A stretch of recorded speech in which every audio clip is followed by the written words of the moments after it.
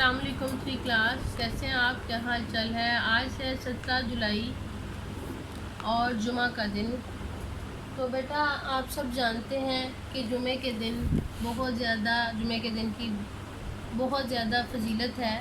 جمعے کے دن کیا کیا جاتا ہے یہ ہم تھوڑا سا مختصر سا جانیں گے کہ جو بندہ مسلسل 3 جمعے نہیں ادا کرتا تو اس کو کافر کے زمرے میں لکھا جاتا ہے۔ اسی طرح ہمیں جمعے والے دن جو ہے مسلمانوں کے لیے جمعہ جو ہے عید کی وعید کے مطابق ہے۔ اس کی فرضیت یہ ہے کہ ہمیں یہ ظہر کے وقت ادا کرنا ہوتا ہے، اور جو بندہ جمعے کی نماز ادا نہیں کرتا وہ منافق کہلاتا ہے، کیونکہ اس نے اس دن کو پورا نہیں کیا۔ ہم پورے دن میں، پورے وقت میں، پورے ہفتے میں، پورے مہینے میں ٹائم اتنا گزارتے ہیں۔ اگر ہم جمعے کے دن کو جو کہ سردار دن مانا جاتا ہے، اسی طرح ایک حدیث ہے کہ جمعہ کا دن حضرت آدم علیہ السلام کی بھی تخلیق ہوئی، یعنی حضرت آدم علیہ السلام بھی پیدا ہوئے، پھر اسی دن کو جنت میں داخل کیا جائے گا، اسی دن کو جنت سے نکالا گیا، پھر دنیا بنائی گئی، اور اسی دن قیامت قائم ہوگی۔ یہ آپ کی خاص انفارمیشن ہے کہ جمعے کے دن ہی حضرت آدم علیہ السلام کی تخلیق ہوئی، یعنی حضرت آدم علیہ السلام پیدا ہوئے، ان کو جمعے کے دن ہی جنت سے نکالا گیا، پھر جمعے کے دن ہی ان کو دنیا میں بھیجا گیا، پھر قیامت جب برپا ہوگی، قیامت جب آئے گی تو تب بھی جمعہ کا دن ہی ہوگا۔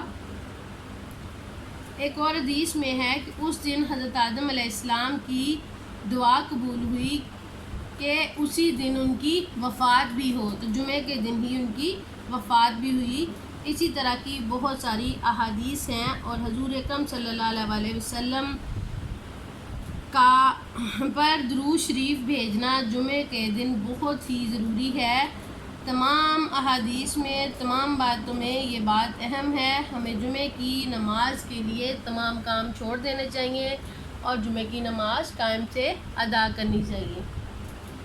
تو بیٹا ہم سبق پڑھ رہے تھے آداب تلاوت کہ تلاوت کے کیا آداب ہیں۔ ہماری یہ دہرائی جاری ہے، اسی لیے پیچھے سے ریپیٹ کرتی ہوں تاکہ آپ کو تھوڑی سی برین گرومنگ ہو جائے، آپ کے ذہن سے نئی چیزیں ذہن میں آ جائیں، تاکہ آپ کے لیے پیپر کے دنوں میں کسی قسم کی مشکل کا سامنا نہ کرنا پڑے۔ ہم نے آداب تلاوت کا سبق پڑھا، ہم نے اس کے سوالوں کے جواب کیے، اس کے بعد ہم نے اس کے مروزی کے لیے ایک ورک شیٹ تیار کی، ورک شیٹ یاد کی۔ ورک شیٹ کے بعد ہمارا اب کام آتا ہے صفحہ نمبر 34 پہ ہے حضرت ابو طالب کی کفالت اور سفر شام حضرت ابو طالب کی کفالت جو تھی وہ کس نے کی تھی؟ حضرت ابو طالب جو تھے جب اس دنیا میں تشریف لائے تو ان کے والد کا انتقال ہو چکا تھا۔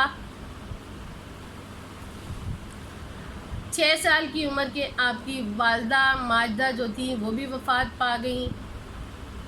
آپ کی والدہ کی وفات کے بعد آپ کی پرورش کا ذمہ حضرت عبد المطلب نے لے لیا، جو کہ آپ کے دادا تھے۔ 8 سال کی عمر میں ان کی بھی وفات ہو گئی۔ پھر حضرت ابو طالب نے آپ کی پرورش کی، انہوں نے آپ کو بہت محبت اور پیار سے پالا۔ آپ صلی اللہ علیہ وسلم ان کی شفقت کے سائے میں پلے۔ پھر آپ نے سفر شام سٹارٹ کر دیا۔ سفر شام جب آپ نے سٹارٹ کیا تو اس وقت آپ کی عمر 12 سال تھی۔ آپ اپنے چچا کے ساتھ تجارت پر جایا کرتے تھے۔ ابو طالب راستے کی تکلیفوں کا خیال کرتے ہوئے آپ کو ساتھ نہیں لے جاتے تھے، مگر آپ اصرار کر کے، آپ ضد کر کے ان کے ساتھ جاتے۔ اسی دوران حضرت ابو طالب کی ملاقات ایک بحرہ نامی عیسائی راہب سے ہوئی۔ اس نے آپ صلی اللہ علیہ وسلم کو دیکھ کر کہا کہ اس بچے میں حضرت عیسیٰ علیہ السلام کے بعد میں آنے والے نبی کی تمام نشانیاں ہیں۔ حضرت عیسیٰ علیہ السلام کے بعد میں آنے والے نبی کی تمام نشانیاں ہیں۔ حضرت ابو طالب کو مشورہ دیا کہ آپ اپنے بھتیجے کو واپس مکہ لے جائیں، ملک شام کے لیے نہ لے جائیں۔ اگرچہ یہودیوں نے ان کی پہچان لیا تو ایسا نہ ہوا کہ انہیں نقصان پہنچائیں۔ حضرت ابو طالب نے جب یہ سنا تو انہوں نے اپنا سامان وہیں بیچ کر فوراً وطن واپسی کی کوشش کر دی۔ ٹھیک ہے بیٹا، یہ ان کے بارے میں مختصر تھا کہ آپ صلی اللہ علیہ وسلم جب پیدا ہوئے تو آپ کے والد انتقال کر چکے تھے۔ 6 سال کی عمر میں آپ کی والدہ کا بھی انتقال ہو گیا۔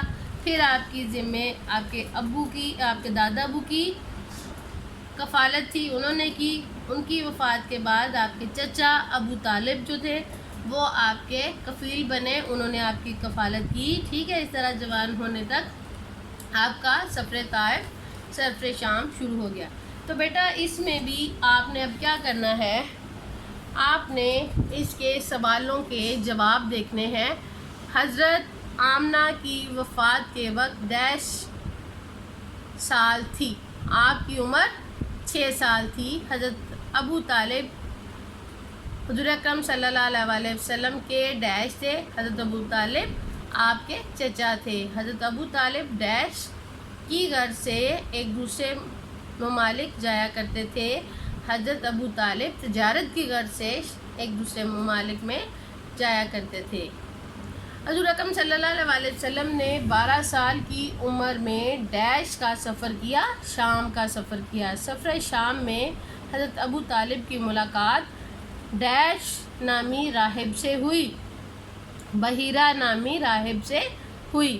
ٹھیک ہے، تو آگے ہمارے پاس باری آتی ہے سوال و جواب کی۔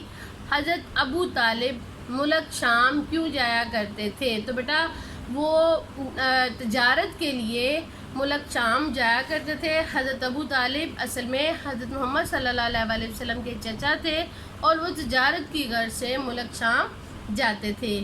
نمبر 2 پہ ہے سوال، حضرت ابو طالب حضور اکرم صلی اللہ علیہ وسلم کو ملک شام کیوں لے کر جانا نہیں چاہتے تھے؟ حضرت ابو طالب رضی اللہ عنہ اس لیے آپ صلی اللہ علیہ وسلم کو ساتھ نہیں لے جاتے تھے کیونکہ راستے میں بہت زیادہ رکاوٹیں اور تکلیفیں ہوتی تھیں، تو وہ حضور اکرم صلی اللہ علیہ وسلم کو تکلیف نہیں دینا چاہتے تھے۔ اس کا جواب کیا ہوگا؟ حضرت ابو طالب راستے کی تکلیفوں کا خیال کرتے ہوئے آپ کے ساتھ نہیں لے جانا چاہتے تھے۔ بحیرہ نامی عیسائی راہب نے حضرت ابو طالب سے کیا کہا؟ حضرت ابو طالب کو ایک بحیرہ نامی راہب عیسائی ملے تو انہوں نے یہ دیکھا کہ اس میں حضرت عیسیٰ علیہ السلام کے بعد میں آنے والی تمام نشانیاں ہیں، اس لیے آپ ان کو فوراً مکہ لے جائیں تاکہ یہودیوں سے ان کو بچایا جا سکے۔ تو آپ فوراً ہی ان کو لے کر واپس آ گئے۔ تو اس سوال کا جواب ہمارے پاس یہ ہوگا، اس نے آپ صلی اللہ علیہ وسلم کو دیکھ کر کہا اس بچے میں حضرت عیسیٰ علیہ السلام کے بعد میں آنے والے آخری نبی کی نشانیاں ہیں۔ تو بیٹا آپ نے دیکھا کہ حضور اکرم صلی اللہ علیہ وسلم نے کے چچا نے آپ کی کفالت کس طرح کی اور آپ کو سفر شام میں کس طرح لے کے جاتے تھے۔ اپنے سبق کو اچھی طرح یاد کیجیے گا اور اپنا بہت زیادہ خیال رکھیے گا۔ اللہ حافظ۔ آپ کی ڈائری یہی ہے کہ آپ نے حضرت ابو طالب کی کفالت اور سفر شام کے سوالوں کے جواب یاد کرنے ہیں۔ اللہ حافظ۔